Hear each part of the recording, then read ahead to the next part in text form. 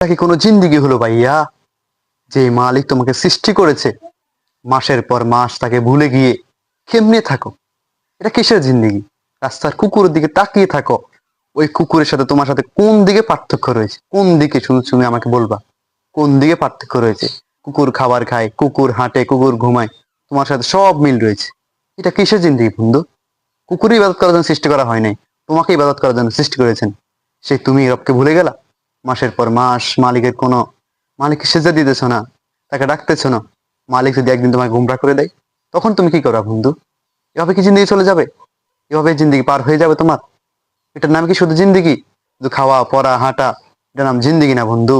মালিককে চিনতে পারলে সেই সফল। প্রকৃত সফল ওই না যে টাকা কামাইছে, হাজার হাজার টাকা রয়েছে, ওই প্রকৃত সফল না। প্রকৃত সফল হবে যে মালিককে চিনতে পেরেছে, যে রব তাকে সৃষ্টি করেছে, তার গোলামি করতে পারে, তাকে সিজদা দিতে পারে, সেই সফল। কিন্তু বন্ধু এখনো সময় রয়েছে।